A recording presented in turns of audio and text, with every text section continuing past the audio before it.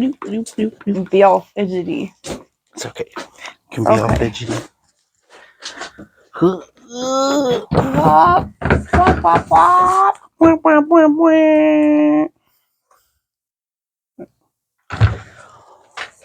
Hi guys, this is What's in the Box. What's in the box? What's in the box? Hi. Yeah. So we're gonna do What's in the Box with Hailey. Hi. Yeah. So if I can get this, I'm gonna do the intro for that me and Chase in your box. What's in the box?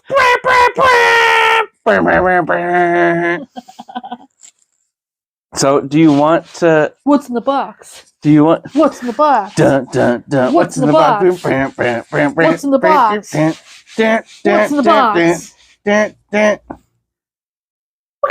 We'll clip that. Cheryl did somewhere in here. Dude, I seen that today. That was epic. Probably it was so funny.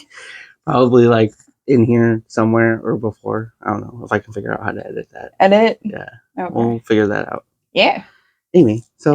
Hi. Hi. I thought about bringing a beverage. I had one in my fridge, and then I forgot. But it's okay. I have water. I'm doing good today. Yeah? Today's a good day. It's good. Yeah. So, before we get into the actual hard-hitting topic. Okay.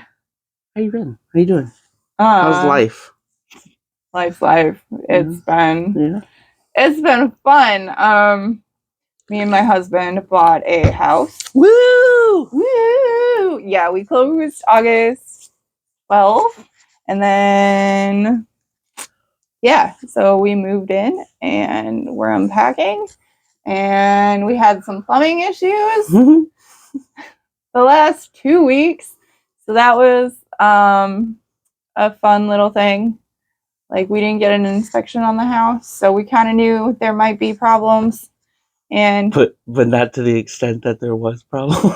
I mean, no, like he walked up from the basement when it first happened. He's like, "There's sewage down there," and I was like, "Oh fuck, that's cool." Okay, yay. So who do we call? Like, let's figure that out. Like, who can we call friend wise, or like who can give us a recommendation to a plumber that they know so we can get this taken care of? And it was a weekend to kick it off, so then like waiting through the weekend and trying to just like hold tight and not use our plumbing, and then cleaning it up after they got it taken care of, and then like a week and a half later it was doing it again, and then the guy came and like within 5 minutes he's just like, "Yep, you're fixed and you have a bigger problem, so here's this number and call this guy." And then that guy was great.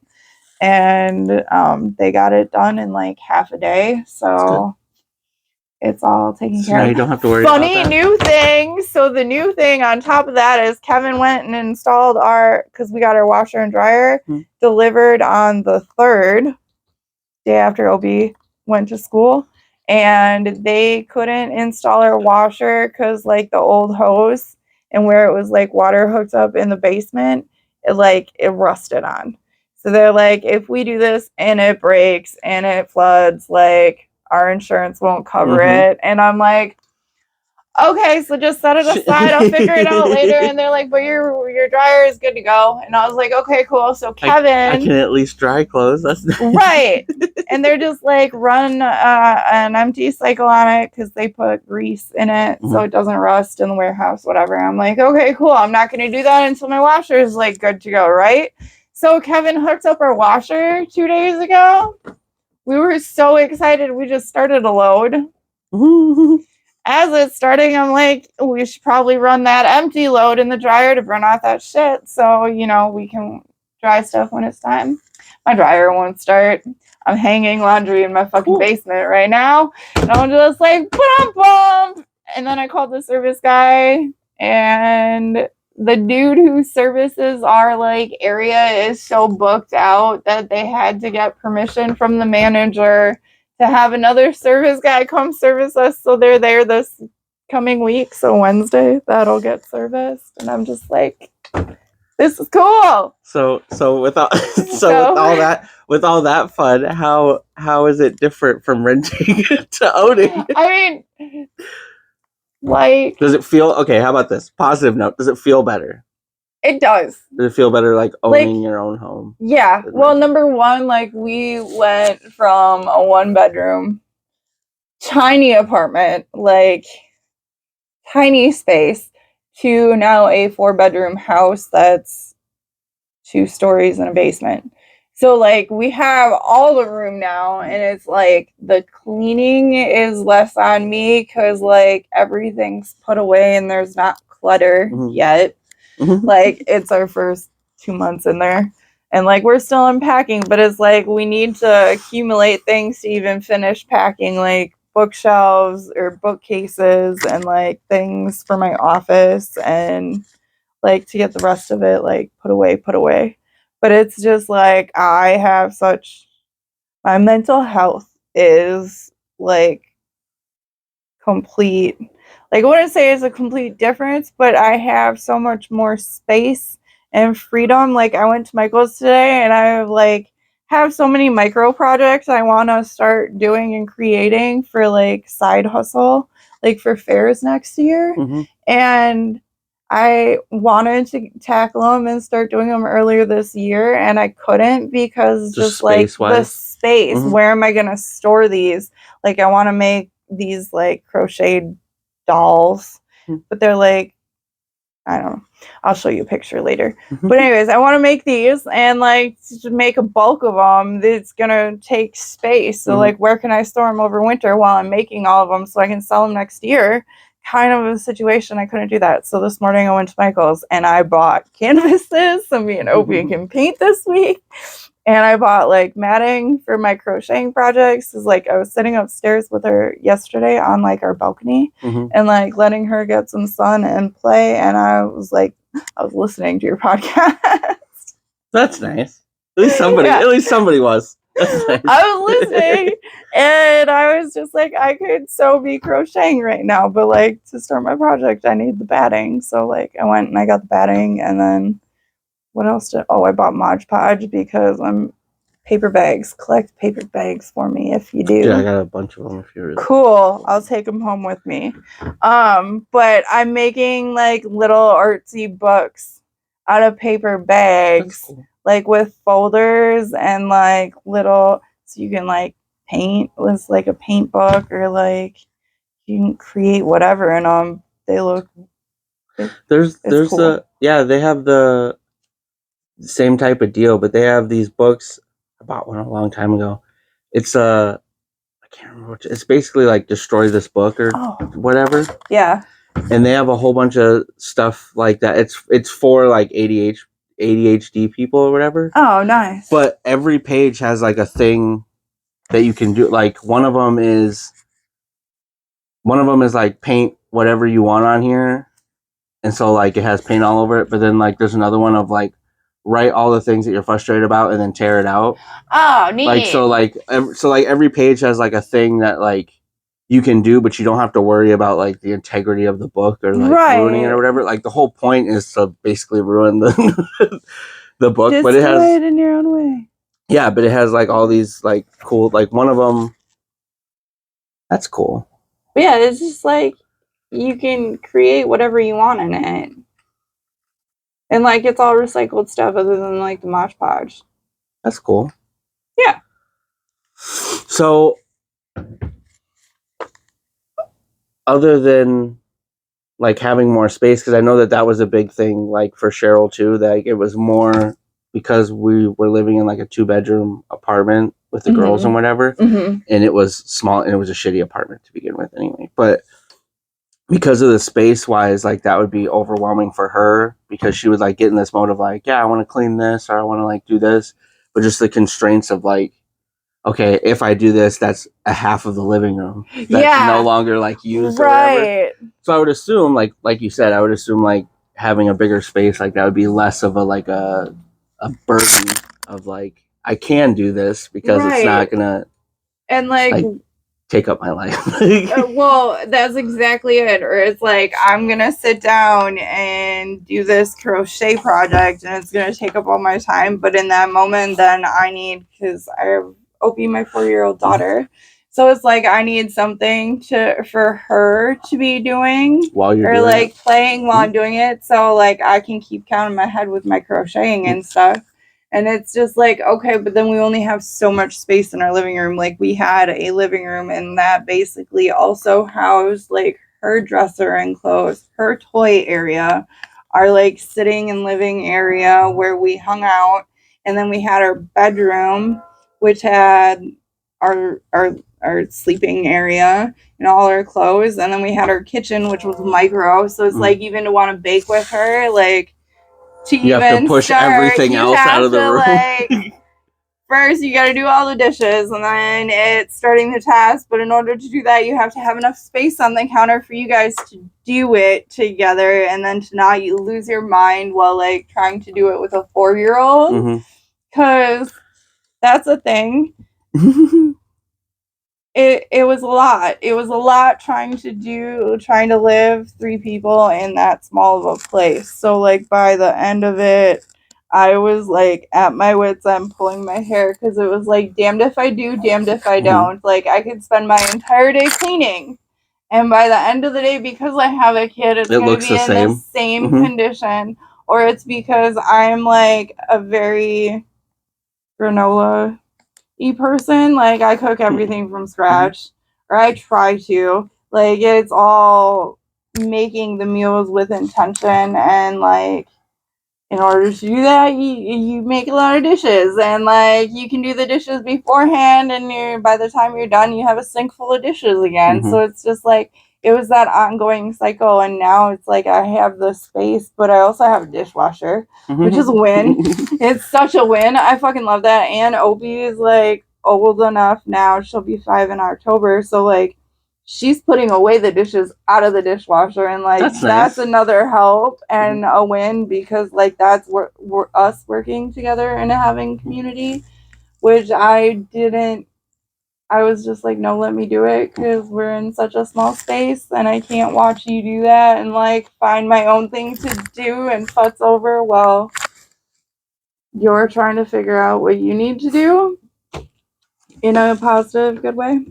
So it's great. I love it. September. I'll start from now and work your way back. Now we're gonna work our way back into it. But also, I say this to everybody, and it's fine because I understand that I talk a lot. But you can ask me questions too if you think. No, never. No, yeah. But September is suicide awareness. Suicide prevention month. Sorry. Prevention.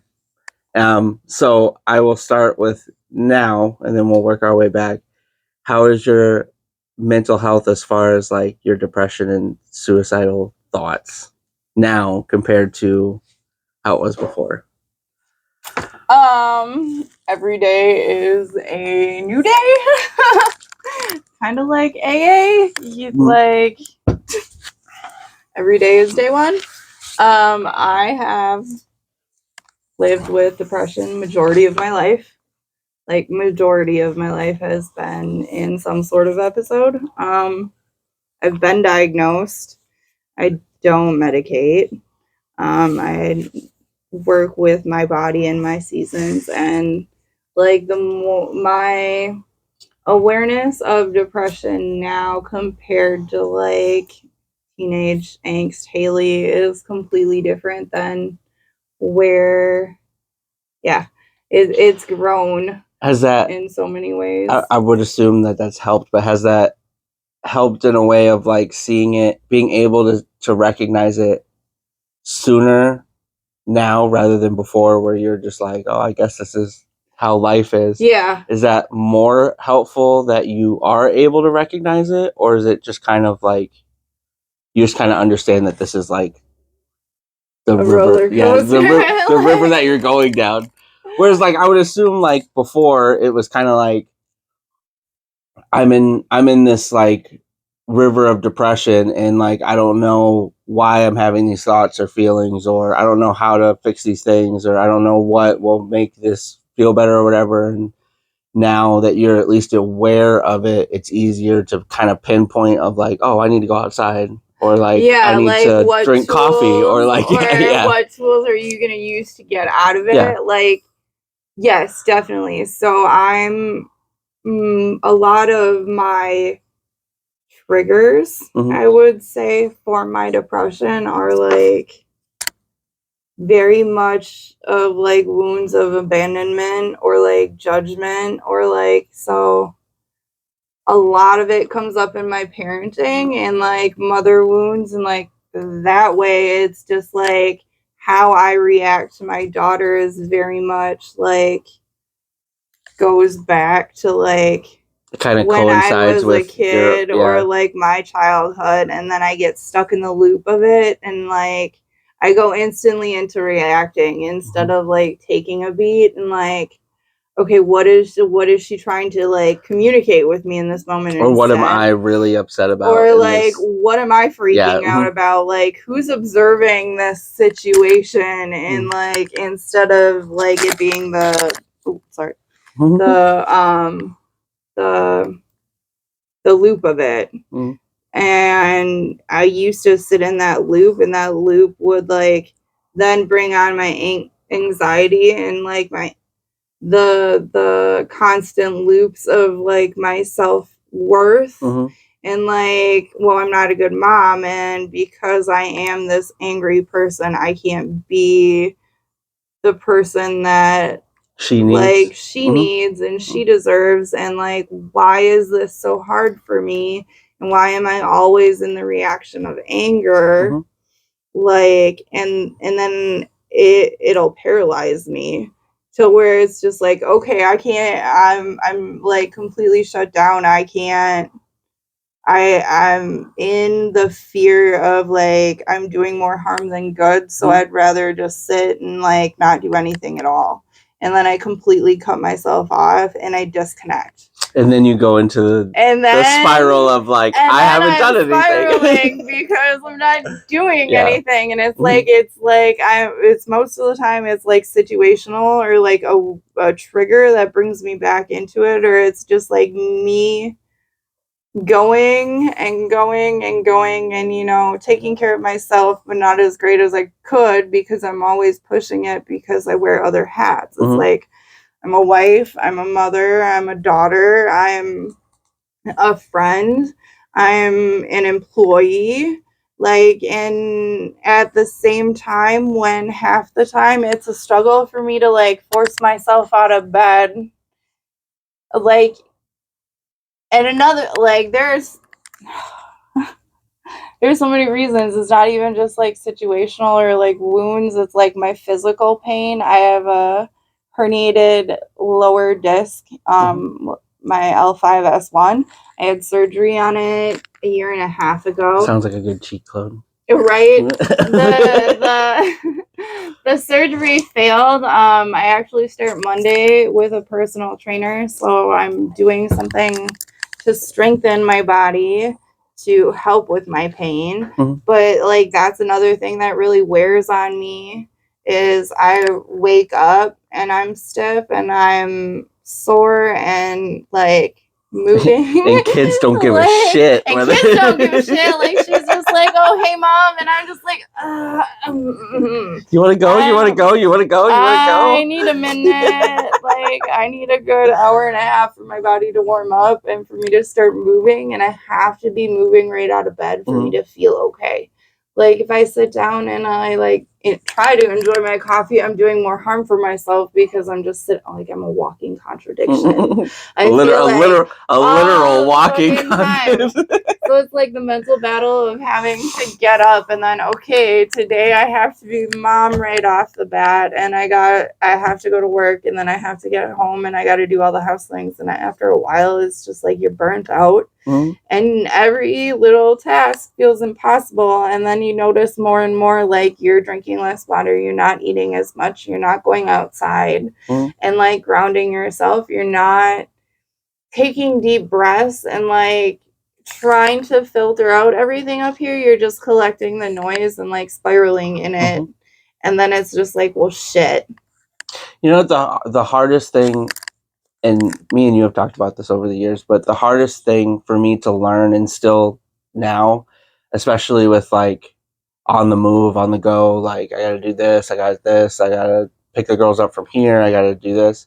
Like, just having a moment in those moments, because like there are times where like you're so like in it of like, we got to be here at this time. This event is going to cost this amount of money, so I got to make sure that this is set aside so I can do this, and we got to pay this bill and blah blah blah. That like, even something as simple as like, this is an example, but even something as simple as like a choir concert or something like that. Like, you're so like stuck in that through that choir concert, you're not really there and enjoying that. You're kind of thinking of what's next, of like, okay, this is going to end in like 15 minutes. And then when this ends, I got to grab them and I got to do this. I got to do dinner this. Still and like, yeah. And you don't really take like the moments in those moments of like just enjoying of like, shit, like I have a kid that's like doing this and whatever. And then like after it's after the fact that you're like, shit, like I didn't even remember what I didn't even get to, I didn't even get to enjoy that. And like, that took me a long time to just be like, in those moments, just be like, doesn't matter. We'll sit. And I'm not saying like it's foolproof or it happens every time, but like learning to rewire your brain in those moments of like, we're just going to be here. We're just going to, the rest of the shit we'll deal with when it's over, but we'll just be here. And like, I think that for parent wise, I think that is a big thing that gets a lot of parents, is because they look back on things and they're like, oh, well, they survived. Like, even like I've talked to my parents about this, like even looking back, you're like, well, they're survived. They're self-sufficient. They're 18, 19, whatever. I did my job. But then you look back and you're like, but I missed that and that, and I missed that. And I really didn't enjoy that because you're so like focused on just getting it done. And so I think I would say that I think that that's a big thing that a lot of people need to kind of keep in the back of their head, of like, these moments. Well, and me and Cheryl have talked about this because Wyatt is like her last kid. And so like every moment is like that for her. Like, she realizes that like she doesn't get a redo. Like, this is it. And so me and her have talked about that, of like everything for Wyatt is like a last thing. So she does catalog that. She does like do that. And I think that that's a big thing for people to really realize, is like, these moments you can't get again. No. Like, you can't just go back, and you're gonna want them. So yeah, that's one little tidbit. Present. Yeah. So I have I want to ask your opinion, and we'll get into other stuff. But I had a thought the other day that I know that you've struggled with suicidal thoughts and even actions. Do you remember if that was inherent in you, or if it was, I shouldn't say from someone, from something?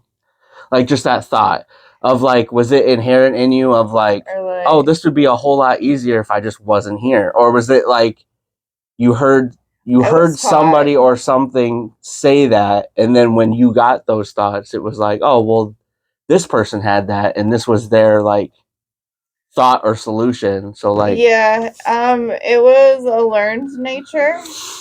Both of my parents struggled with suicidal tendencies and ideations. My dad was a frequent flyer. So I remember back when I was like 7 or 8, one of our childhood friends, like her mom had passed away that way. And then a couple years later, like my dad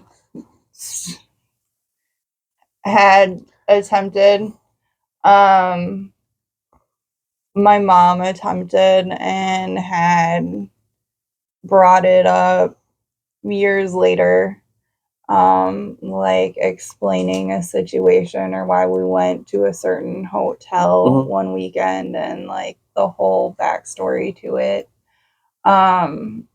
So it was just a kind of back of my head thought, like, oh shit, when shit gets tough and I don't want to do it anymore, this is an option.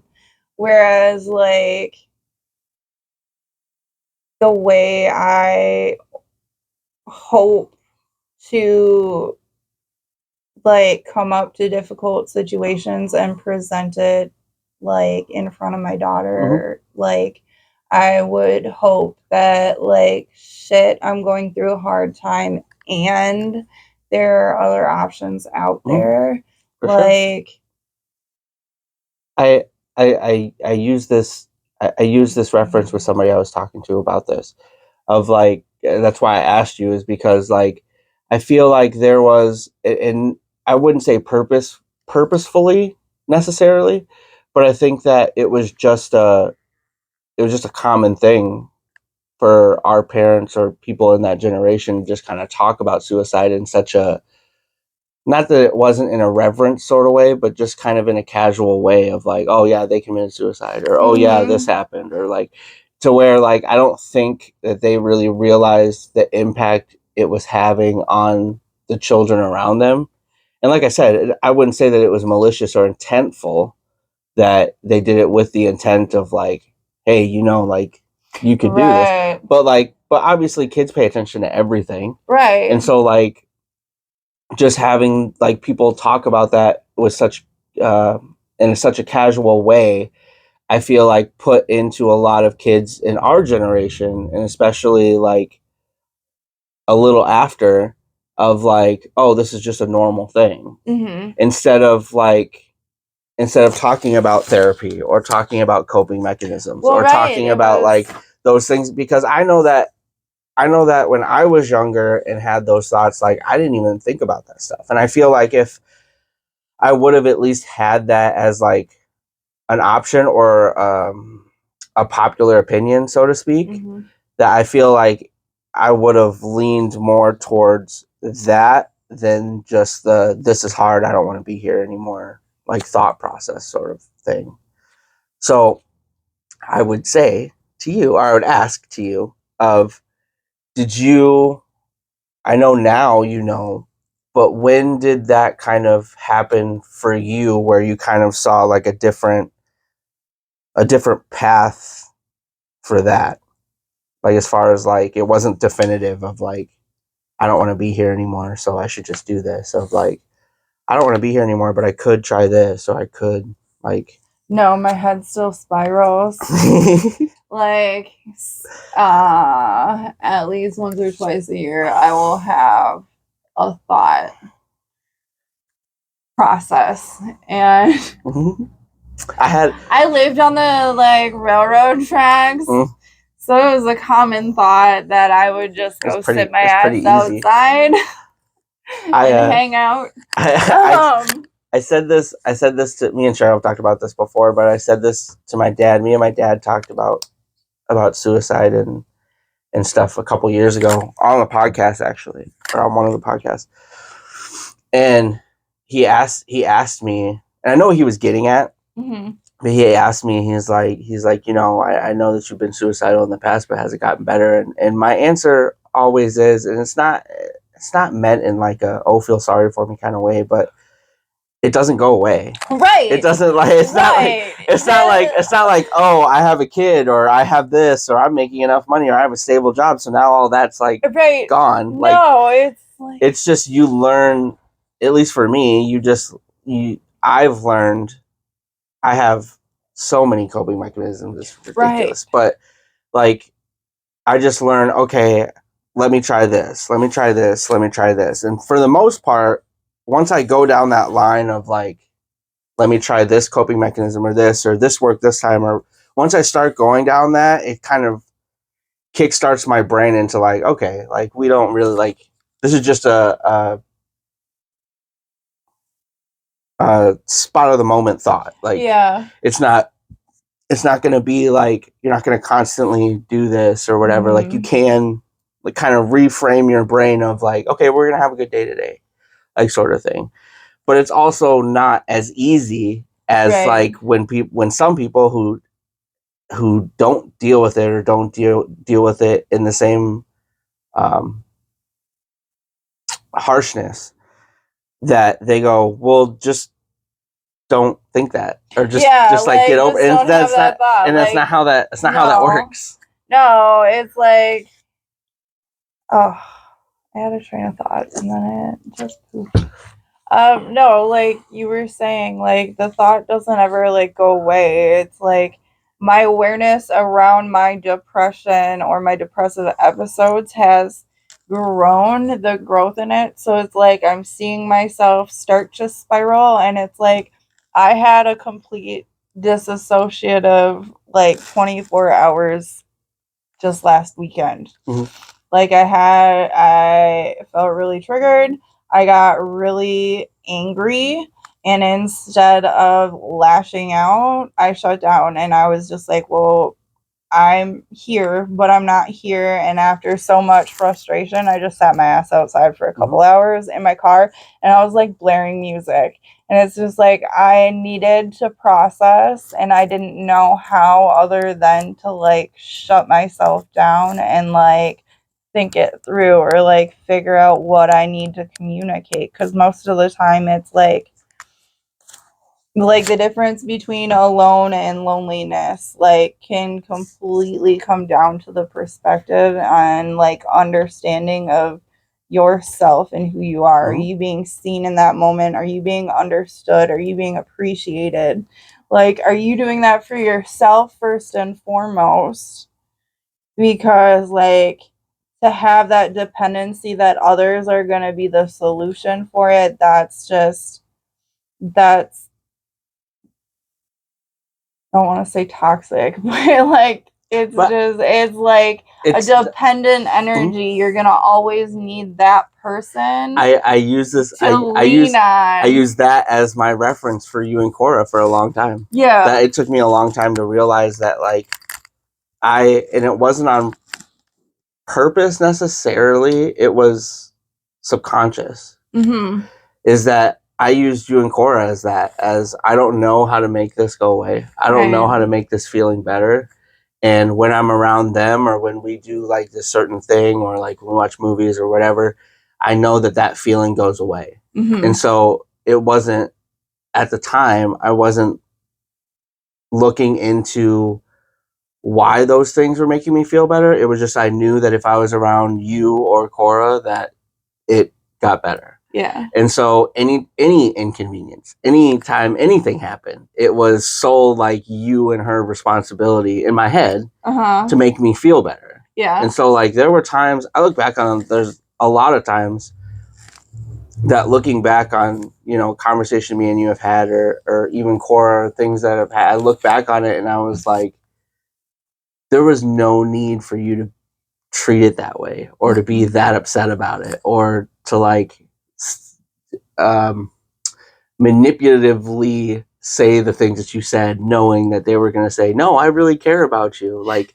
things like that. Like, cause there were a lot of times where I would deliberately say stuff to you and her because I knew that if I said those certain things, you guys would be like, no, no, no, I love you. Like you're great. Like those, and I would do it for the reason of like, this makes me feel good. Yeah, to fill the need. Yeah, and I did that for a long time. To validate. Yeah, to validate like, oh no, you're worth like this because I couldn't figure it out for myself. And it's hard to get out of that because because in my opinion, that's the easy way to deal with that. So how do you validate yourself now? Now? As an independent person. So, I would say as far as like validating myself as far as like how good a person I am or that I'm valued or that I'm worth anything. I would say it's in, I don't know, it's over time you just keep showing yourself the little things, in my opinion, for myself. Like being able to, you know, see Wyatt go to school. Yeah. Like those type of things of like, you got to do that. Like you got to take him to school, or you got him to like this stage of his life. Both. Okay. But like you physically got to take him to school on his first day. You physically got to like see him be happy about school. He's still alive to get to this point. Like you got like all of those things and kind of in, like I said, kind of in the moment of like, you did that. you're able to witness this sort of thing. And the same, it's little things, same as like, you know, the fact that, well, yeah, a lot of gratitude in moments, like the fact that both my daughters want to talk to me about their day, like that is validating to me of like, they at least trust you enough that they want, or whatever word you want, love you enough or whatever, to want to talk to you about the things that are going on, and not just like, well, yeah, my stepdad's here and he does this, but yeah, hi, bye. Because like I've been around people that's all their relationship is with their parents. It's just like, I need a ride. Okay, cool, bye. Like where those are you sort of going thing after school? And then like I said, it's just everything. It's, you know, the fact that I have Cheryl and the conversations that we've had and being able to have those conversations. A lot of my validation for myself comes from the fact that I can still have relationships with people and they're not a burden, or they're not hard, or energy sucking, for what it's worth. Because I had a lot of friendships, a lot of relationships that were that way. It's not that I didn't care about them. It's not that we didn't care about each other. It was just doing stuff or talking or whatever was just energy sucking. It was taxing. Yeah.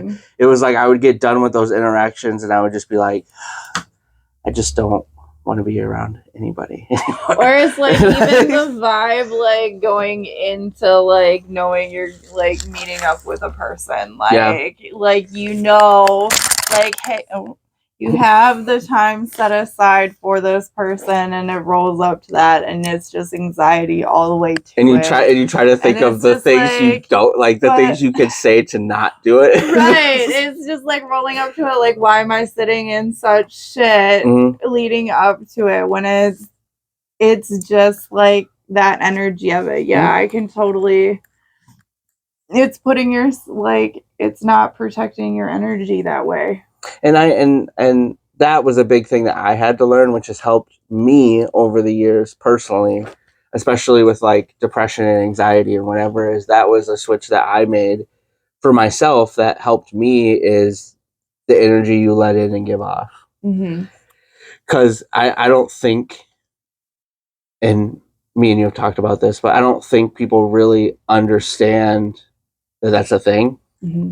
That it's not just having a conversation. When you're having a conversation with somebody, you're sharing energy.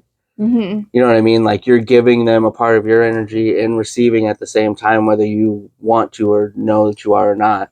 And the energy that you keep around you does affect you. Absolutely. If you are around somebody, and I know this sounds so simplistic to people, but if you're around somebody that has negative energy, doesn't matter how positive you are, that energy is going to rub off on you. You are going to start thinking things in negative ways. You are going to start, even if like you don't have bad things in your life, you're going to start seeing like the little things. You're going to start seeing like stuff like that because you're receiving that energy into your life. It's not even just people. It's what we consume through media and TV and what we're reading and what we're absorbing.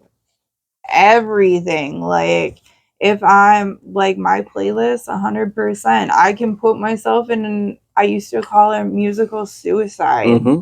I have a playlist still on my YouTube. It is musical suicide, and it is every song that I have chalked up in my life to a depressive episode. Everything, like, from pinpoint to that moment that I absolutely felt the angst of that song, and it's on that list. And like, I remember back when I was drinking, I'd play that all the time. I'd sit there and I'd drink and I'd belt and I'd just feel the pain because it was something. Here I am sitting there in depression, drowning myself in alcohol to stop feeling depressed. And what am I doing on top of it? I'm listening to depressive, suicidal music to continue the ongoing self-sabotage, because that's really what it boiled down to. I was sabotaging myself by doing that. Now I listen to like I have a lot more range. I'm starting to like reintroduce myself to like all the music we listened to in high school and really, like Eminem and stuff because I didn't listen to it for a long time. I was actually gonna talk to you about that because I was thinking about that the other day. Do you know how hard it is for me to listen to certain songs that we listened to when we were in high school? Oh God, absolutely. It's hard for me not because they're not good songs, but because like what's attached to that is hard because like in some ways I don't feel that anymore. No. You know what I mean? So there are certain songs that like I remember the memory, but I don't have the feeling anymore, if that makes sense. Like I remember why I like the song, how that used to make me feel. I remember that memory, but when I listen to it, I don't have the same. You don't have the feel. Yeah, I don't have the breakdown heartache that it gave me. I don't feel it the same way. But yeah, it's difficult because there was I can't remember what it was, but there was a song that came on the radio a couple weeks ago, and I was like, God, I remember like if I would have listened to this when I was like 14, 15, like this would have like my day would have been gone. Yeah. Like this would have been like I would have broke down. Like there would have been no like having a good day like like this, and then like listening to it now, I'm like, oh, that was nice. Like yeah. That was so yeah, I've also started like just gradually when they come up or whatever, like listening to them, and I'm like, oh, that's nice.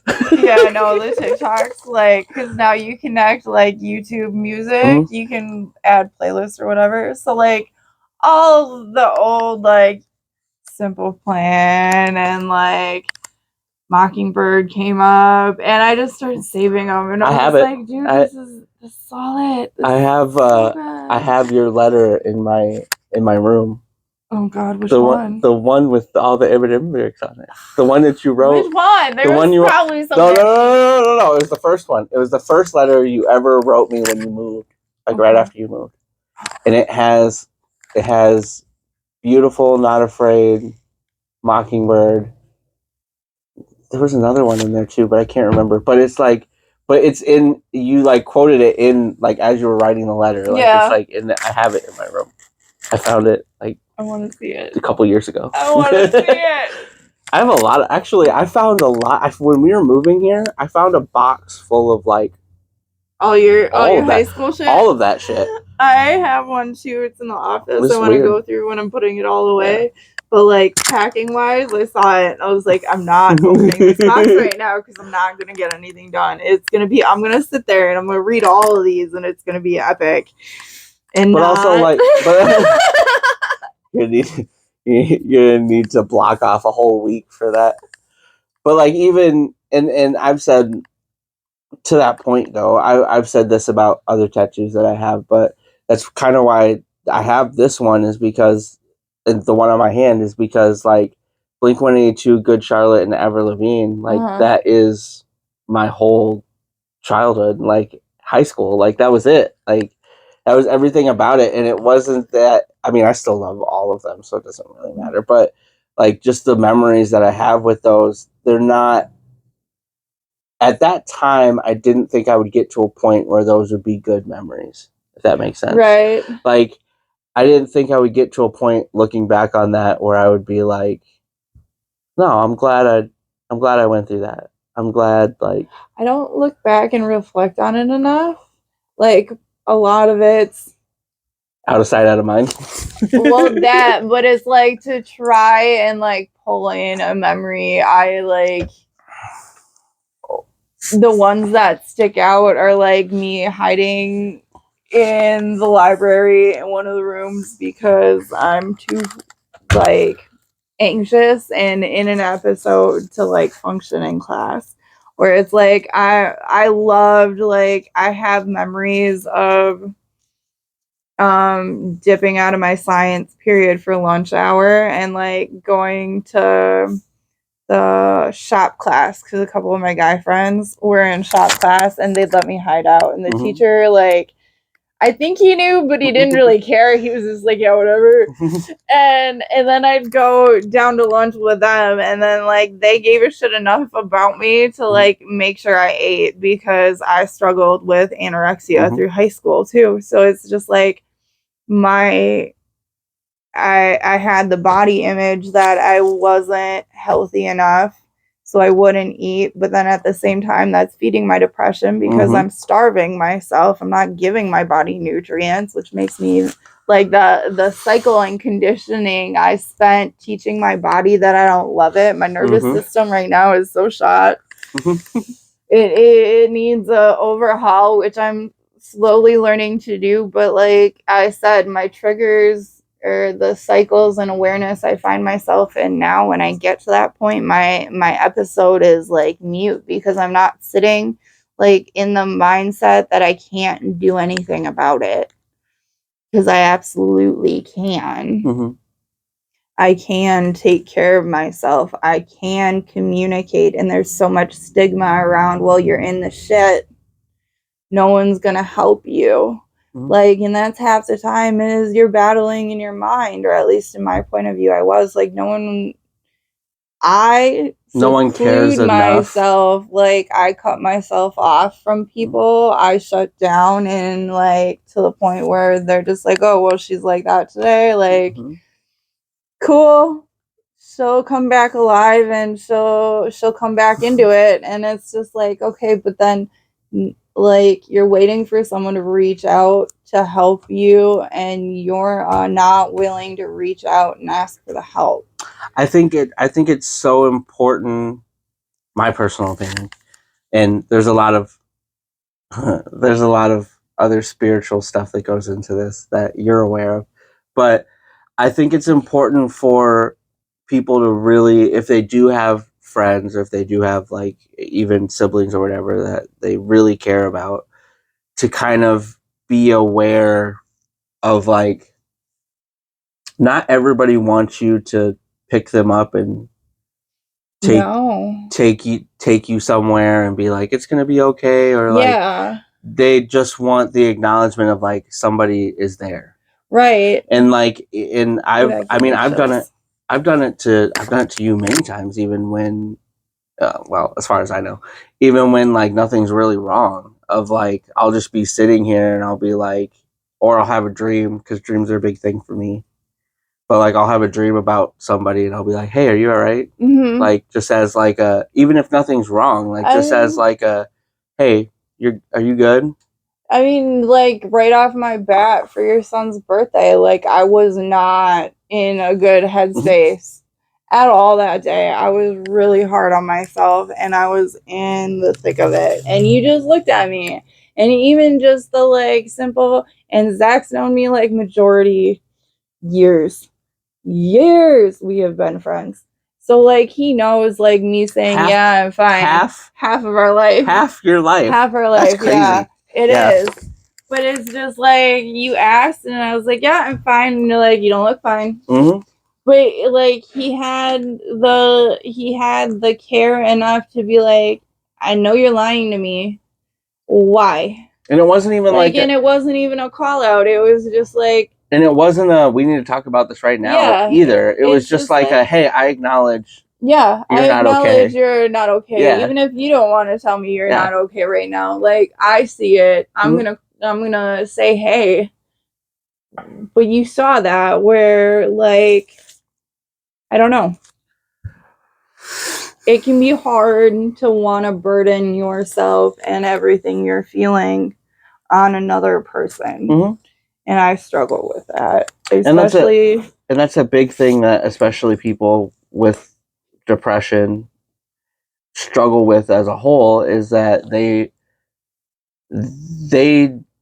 want, I don't know how to word that, in some part of them, they want help. They want somebody to help them. But they also, especially when you double that with anxiety too, they don't want that to be a burden though. Like they want the help, they want like that, they want somebody to be like, hey, are you okay, or whatever. But they don't want the double standard for that, and your brain is that, but I also don't want to burden you with I'm not okay. Yeah, or I don't want to look weak, or that I'm not perfect because I'm struggling with something right now.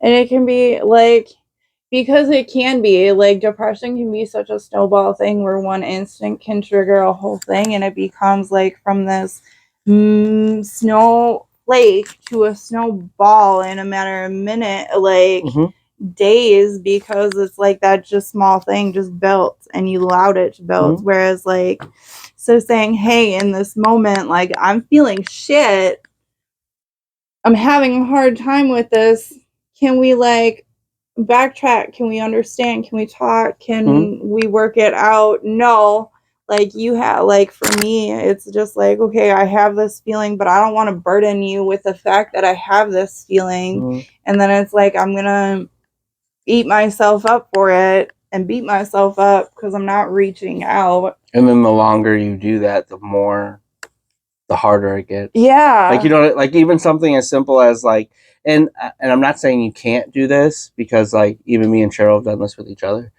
but even something as simple as like, hey, I just don't want to talk about it right now. Yeah. Like that's good and that's nice. But the more you put that off, or the more you're like, yeah, we can talk about it in like an hour when we're done doing this thing, and then that hour comes and you're like, yeah, but I don't really want to ruin the time that we have now, so we'll just talk about it tomorrow. Right, you're pushing it off and sweeping it under the the rug. more you push it off, the harder it gets when that moment actually comes, if it comes again, to be like, well, I was upset about this, but now that we've waited 2 days, now I'm upset about this. That little energy went from here, and that's like exactly it. Last weekend when I went off and disassociated, it's like, yeah, I could have easily been like, dude, I'm pissed. I am pissed in this moment, and I really just don't want to talk to you. I need to cool off, and I don't know how right now. But I didn't even like get that much out, which I really need to work on. But I was just like, I'm protecting everyone because I'm gonna yell, and I'm gonna be pissed, and I'm gonna be raw. And when I'm raw, it's not good because I like to beat things up. So we just, nope, I'm good. And then like I'll be questioned like all weekend, like, what the fuck's up with mom? Because like I'm saying, hey, like I'm in and out of the house and I'm responding to her, but it's just like, I don't want to be there. I'm not in it with her. I'm raging right now. And it could have like at least been a smaller transition of like, hey, I'm pissed. I need to go figure this out for a couple hours. And instead I like felt like I had to stay at the house because I was in the thick of it. And if I wasn't there, then like, then all this other shit comes up. Yeah. It's like all my other tasks are still there. I was still trying to do them, just not very well. Learning. It's a thing. We should take a pause. I have to pee. We will pause. Hot. Now that we're done peeing. I'm sorry, my bladder is small. I got a tiny bladder. It's a tiny bladder. Okay. So what tools? Because I think now we've both established that we have these suicidal tendencies, things that come up in our life. What prevention tools do you use or utilize or have that are like some of your go-tos? Like, do you have steps? Do you have a plan? I have. Because I have a plan if I were to go down that road. Yes, but no, I don't know. As far as like prevention goes, it's like gratitude's a good one, but being able to talk about it is one that is helpful for me, and I understand that like not a whole lot of people have that in a significant other, but I do. But like even if it's like, but even if it's like a friend or whatever, like being able to really be honest, and I think that has been a helpful thing to me, of like not just like, hey, I'm really depressed right now, but like being able to like 100% be like, I'm thinking about this and this, and And like being able to be that honest and kind of talk through it, and not, like you said before, not kind of the other person not taking it as a burden, but more of like, okay, we'll work through this sort of thing. And I have that with Cheryl, which is very helpful for me, because I can be like, hey, I'm having like these thoughts, or I'm in this like headspace. Like, I just want to let you know. And like, we'll like either talk about it or like make jokes about it or whatever, something, and it'll get me in kind of like a different road of like, that it's not crippling, if that, like, it's not just me dealing with it, for what it's worth. Like, there's someone's like helping you. Like there was a moment that me and Cheryl had at work. We have this stuff that's for cleaning, like, you know how they have like the code dates on packages of like Best Buy whatever date or whatever. So to clean those, it's ink. So you have to have like this really strong chemical. So like when it goes out, you have to like clean it or whatever. Super toxic, really bad. And I remember there was a time where Cheryl, like, we were talking after work or whatever, and she's like, yeah, I was there cleaning the code daters, and I was like, I wonder how bad this tastes. And like my hand like went to go like drink it, like the chemical. And she's like, and it was in that moment that I was like, oh, maybe I'm going through something right now. Like, maybe like it like triggered in her brain of like, oh, maybe I'm not okay. Like, right this day, like, but just like that kind of honesty. Like, whereas like normally if you would tell it to somebody, they would be like, are you good? Are you okay? Like, should I be worried? But like, just the honesty of like that is really helpful for me. But and also, I don't know, just being able to talk about it is a real helpful thing for me. What do you do to keep your mental health good? This podcast. a lot of things. No, for real. I said it in the beginning of this. I have a lot of coping mechanisms, but a lot of it is just like stuff like this, like listening to music, doing podcasts, talking to people, watching certain things that I know is going to put myself in the right frame of mind. Like, instead of, nothing against it, because I love crime documentaries and shit like that, but like instead of watching that, like watching comedians, like just kind of like flip your brain into like, oh, like we're having fun sort of thing, instead of like, I've done that. Yeah, or like writing, or just, it's a lot of stuff. It's mainly, I don't know, it sounds like a bad thing, but it's mainly like just distractive stuff of like just reframing how I'm feeling in that moment. And this like helps a lot. To be honest, that's why I love doing this so much, is because like I love talking to people, and I like being able to talk to people in a way of like, I gave up my care about what people think about me or the things that I say a long time ago. Yeah. So like being able to freely talk to people about things, and like I understand there are some people that don't, because I've talked to some people on the podcast where they're like, I'd rather not talk about that, or like try to frame their answers of like, I can't really like say this, but I'm gonna say it in like a different. And so like I don't know, just doing stuff like that helps a lot. It gives me a purpose, so to speak, outside of that. Outside of all your hats. Yeah. And I mean, my kids too. I know that sounds like I threw it in there as like yeah, my kids too are cool, but like, I don't know. It's that, as horrible as it's going to sound, when I'm in that headspace, my kids aren't really a factor for me. You know what I mean? Like, most people who are in like depression or like have suicidal thoughts or whatever, like that's the thing that gets them out of it. Yeah. You know what I mean? Of like, I don't want to leave my kids, or like I don't like that. And that never really, not that I don't love them, because I do, but that just was never a thing for me. It's not your reason for staying. Yeah. Yeah. It's not them. I'll caveat that. It's not them specifically. Right. I said this to my dad. There are things that I would like to stay alive for. Like, I would like to see like the girls get married. I would like to see like all of my kids have kids. Like, I would like to be a grandparent. That sounds cool. Like, you know what I mean? Like, those things, like, yeah, I would like to be here for. But as far as, like,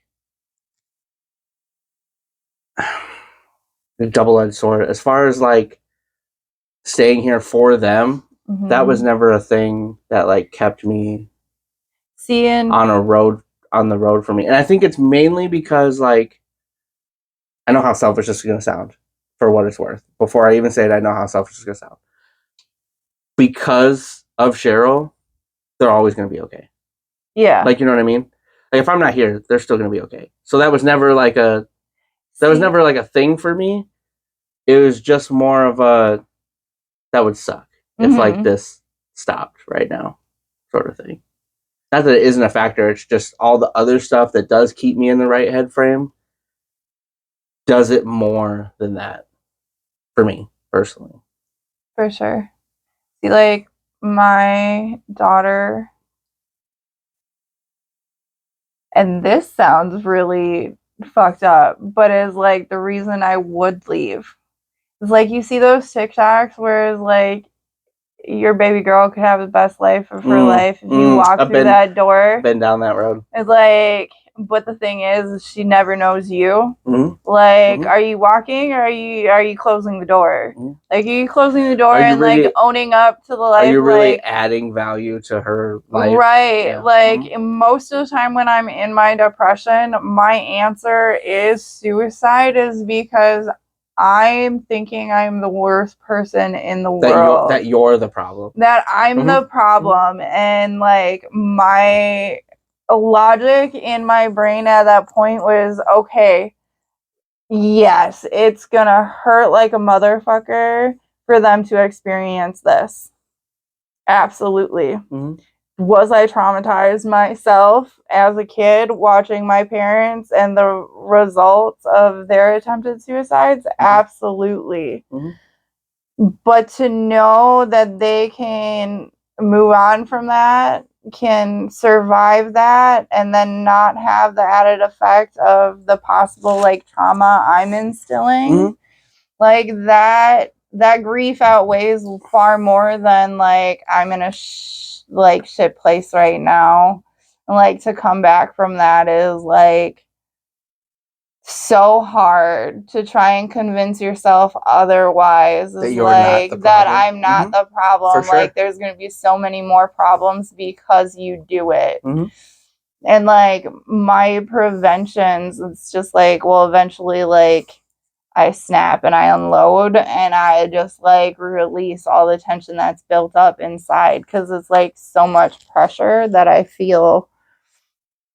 Or, like, I'm just like, oh shit, I'm in this space. And, like, I journal, I'll listen to music. Like, I think journaling is really helpful as far as, like,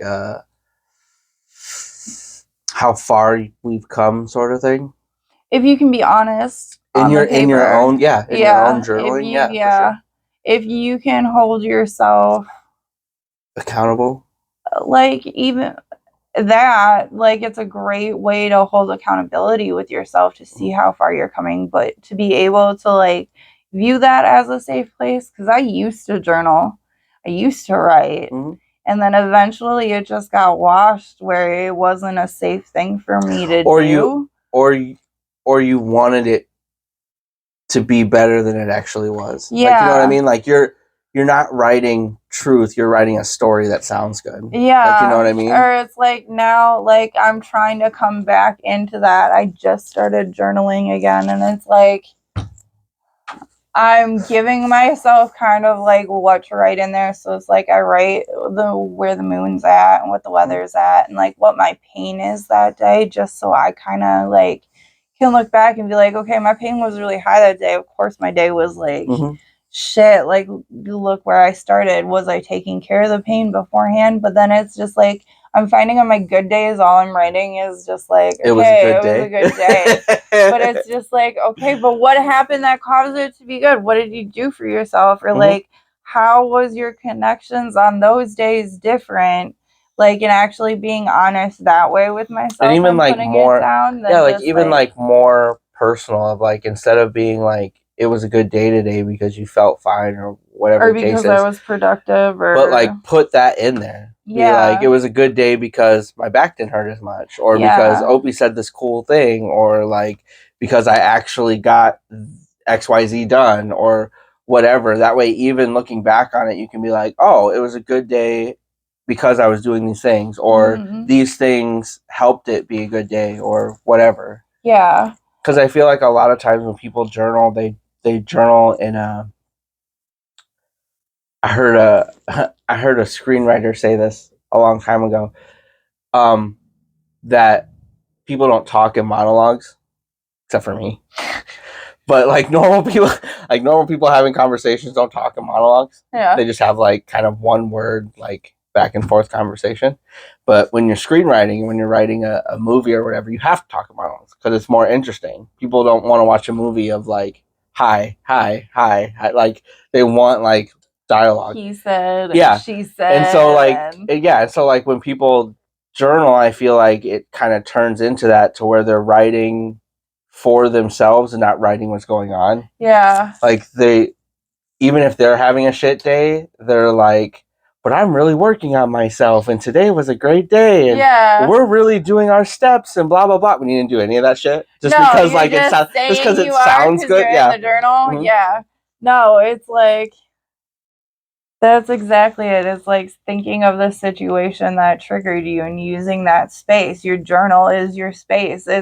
Then you're not depending on someone. You're not burdening anyone else. You're being open and honest in that space and being like, okay, I had a really angry moment and I have a notebook pen in an app, and I use it for like my anger management and like situations that come up with Opie where I like lose my shit and I really need to reflect on it, because it's like, well, why did that set me off, and like what was like, and if I continue and be in the habit of doing that every time it happens, it starts to happen less, because it's like you're really boiling it down and breaking down the situation as to why it happened and what triggered it, and like that's why building on it. That's why I really enjoy like this type of conversation.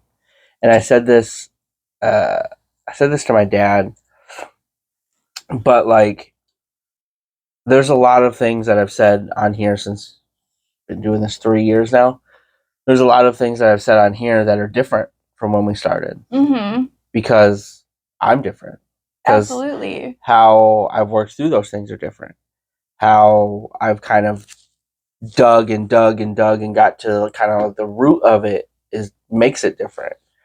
And I mean, that's enjoyable for me, which is part of when I get into those things. I guess that's the fun part for me, is kind of going down the rabbit hole, letting myself go down the rabbit hole of like trying to figure out like where this is coming from, why this is coming from, the loop of it, and why you're still in this.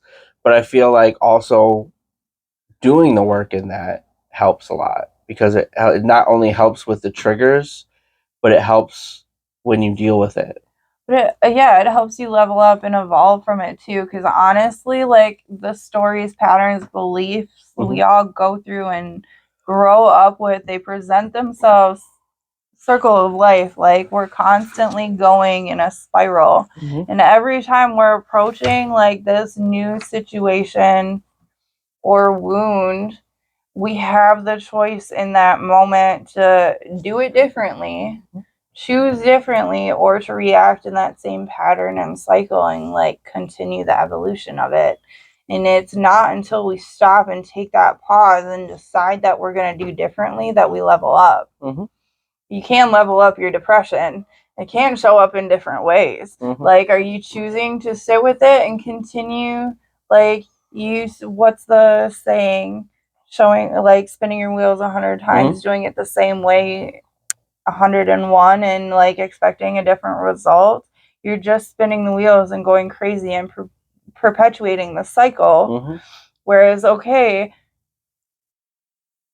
like, I can wake up tomorrow and know that I'm going to be stiff and sore, and I can choose to sit down, lock up my back some more, or I can choose to get up and walk around my house and do the dishes and, like, loosen the muscles that are like, I'm leading up my day by doing that. But if I'm going to sit in the cycle of, well, I'm in pain, I'm going to sit here and woe is me, like, it's the perspective shift in it. What am I doing? What's the action that's coming about it? Pushing through that minor discomfort. The discomfort of it.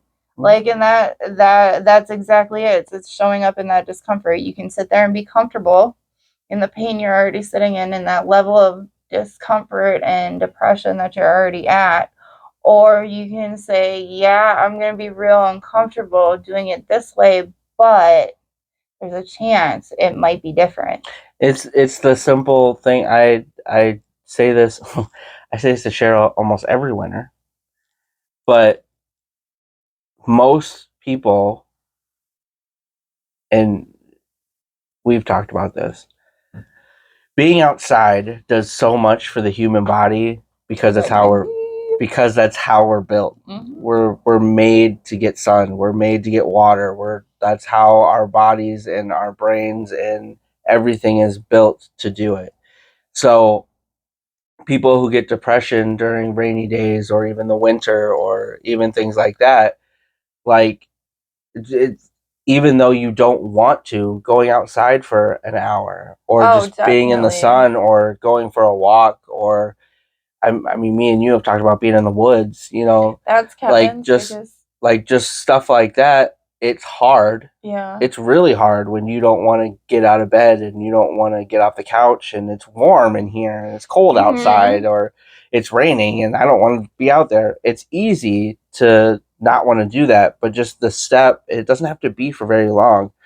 The step, making the effort to do those things will help you significantly with your mental health. Or having a friend who's willing to see that get your ass up. Like, I have my husband and he knows, like, that's my biggest thing. My easiest shift is if we can just go, it doesn't even have to be a long walk, but it's guaranteed to loosen my body up and to get my head out in nature and kind of clear it out, where he'll just be like, so we haven't walked in a while.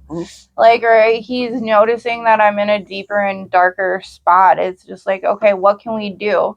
You want to go for a walk every night? Like, let's just do a 20-minute walk so we can do this. And like, it's just getting us out of the house, because even like sometimes the house and the energy can just be like, especially because we were in such a small space, it was just like we were seeing the same four walls. There's all only so much energy to go around. There's only so much you can do in this house, and it's like you're constantly sitting there. But then it's just like, well, I don't want to go outside, or like in the wintertime it's damn cold. I don't like doing that. I'm going to really spread my branches this year and try. I'm going to root myself and I'm going to work on it. Like, also, I've done this with myself and I understand, I've said this, I understand that for some people it might make it worse, and it doesn't work for everybody, but it works for me, is setting aside time for me to just kind of to meditate, to sit there, to go through stuff, to kind of just feel things. Yeah. And setting aside that time, almost like a planned thing. And I've felt like that has helped me specifically, is like, no matter what's going on, no matter what we do, no matter how busy, no matter how shitty the day is, I have this time. Like, so this little bit. Yeah, it's right before it's smoking a cigarette. It's smoking a cigarette right before I go to sleep. Oh, okay. Yeah. Cool. It's like it's my time where I can sit outside and the kids aren't out there, Cheryl isn't out there, it's nighttime, I don't have to do anything. Like, it's that 5-10 minutes of like just whatever's going on, I can either think about it, process it, just enjoy just that moment in general. There are times that like I'll watch the moon or the stars or just like enjoy. I did this happen 2 days ago. Yeah, 2 days ago, where I felt the air for the first time in like months. I was just sitting out there and like there was a breeze that came and the breeze felt good. The smell of the air was good. Like, just like, it was like you know when you get like that first smell like fall or whatever, Mhm. but it was all at one time. It was like I was just sitting there and I was like, this is good. Like just like setting aside that time of like having that has helped me specifically because I know every day that's gonna happen. Yeah. So it's helpful. I have a puzzle now. A 300-piece puzzle on my kitchen table. So in the morning, I've been doing that. That's nice. And then I started doing my crocheting again. So I spent like 2 hours before the podcast just sitting in my bay Cheryl said window. Cheryl said that that's super helpful. Oh, it is because like I can't do it. It's not enough for me. It's too mind numbing. It's too. That's exactly why. That's exactly why. I've been doing it. Like I learned when I was 12 because my niece was being born and I wanted to crochet her a blanket. My mom taught me, and like when I quit, cool. It's right there. It's in that box. When I quit drinking, I used crocheting and weed to help me get off the bottle. Like legit, I had a friend. His house was an open space for me. Anytime like I felt the need to drink, I could go over there. But anytime like I just had open access to that house and the support that was there. Mm-hmm. And we smoked. I still smoke. Like that's part of like it helps me. It's my medicine that I use for it. But anyways, like I would bring over my crocheting needles and my yarn and I would sit in his kitchen and I worked third shift, so I couldn't be at the bar drinking. And then I'd get off work and they'd wake up and I'd be allowed to go over there and I'd sit there and I'd crochet all day. Like if I didn't have shit to run around and do, I didn't like being alone because alone wasn't good for me. It was part of my mental health. So I'd sit at his house and I'd crochet. And honestly, like you can't think of anything else other than the stitches you're doing because you have to count it for the round you're on. Else you're gonna fuck it up. I've seen it. Different rounds have different patterns. So many times. Like the pattern I'm on right now, it's like double crochet, and then you increase. So then you got 2 double crochets in 1 stitch, and then you gotta go double and double. So then I'm sitting there and I'm just like, okay, but my count in my head, where's my double at? Okay, it's on my 5 because you have 3 singles and then you have your double, which makes it 5. So on my 5th one, every 5th one is gonna be my double, and then at the end you have 35, and I'm just like, okay, but if I get to the end and I'm at 35 and there's still 2 notches there, I'm just like, I have a hole, which means my count got fucked up. I've literally seen Cheryl rip an entire half of a blanket. Oh, it's so stupid when it happens. Because so stupid. Because she didn't catch it the first time. Right. That's why she was so mad. Continue to do it, and then your rounds, and then you go to half a blanket. Yeah, and then you go to change and she got to it, and she's like, fuck. The pattern changes, and your numbers don't add up, and the whole thing is off, and it's a pain. It's a pain, but I love it because it's like it's one focus. I am focused on one thing, and I created something out of it. Like the end result, it's for someone who like has the mental capacity that it's always running and there's always anxious thoughts going. For me to authentically be able to sit there and just have that and finish it. Just that one thing. And just that one thing. It's just like, it's so much like self-worth and like reaffirming that I can actually, I can accomplish something. And it's like, I do that with cooking all the time, but then eventually you burn out on cooking because you're doing it 3 times a day all the time. And it's no longer a joy. I've been finding a lot of recipes that bring me joy, so that's thing. We had a wrap. We had a wrap? We had a wrap up. We're wrapping? Yeah. Okay. Wrap. Okay, so Hailey, if we can... he's going to give the news. Okay, yeah. Hold on. Hailey, he's got big news. If we can stay consistent. I can stay consistent. Can you keep me on your calendar? Yes, I can. How about that? Okay, so Hailey is going to be my new co-host for the podcast for at least a little bit because Cheryl is working more because peak season is coming up. Money. So she's making the money. She doesn't have a whole lot of extra time anymore. We'll still do ones with her. I'm gonna try to kind of interweave mine and hers, and then me and Hailey's. But we are going to do every other week. I have one still that needs to be posted, and then this one. So we are a week ahead. Cool. But it'll probably be every other week. Yeah. And then some scattered ones in there whenever me and Cheryl can get together and do one. So I appreciate you doing it though. Absolutely. Nice. If anyone has questions they want to throw out, to like get to know me, we could answer those on the next one. Yeah. Any questions? Any who the fuck is this person? Any why is she so special and I'm not? Just any questions. I'm a redhead. Any questions? Any questions that you have? And also, I am always. I mean, I've said this, but I am always open to talk to anybody. So if anybody wants to do one, if you want to boot me already, then let me know and we can talk about it. We can plan it. He'll boot me. Don't worry. But also that goes for you too. Like I said, if you have anything you want to talk about or ask me or anything, I'm open with everything. So. I know. We'll get there. Yeah, we'll get to that point. It'll be fun. Eventually. Well, we've known each other long enough. We can play the games. Yeah. We can play the games. All right. Yeah. Thank you. Absolutely. Thanks for having me. Thanks for welcoming me aboard and letting me talk about this fun stuff. We're going to get into good stuff. We always do. I know, but I'm really going to make you talk about it. I'm going to make you talk about some shit. I mean, that's fine. Fun. It's going to be fun. I got a few things. Are they on the list? They're not on that list. They're not on the list yet. Get them on the list. I'm not letting you know until we're talking about it. I don't like how that rolls. I appreciate you. I appreciate you. Love you. I love you. Doesn't matter.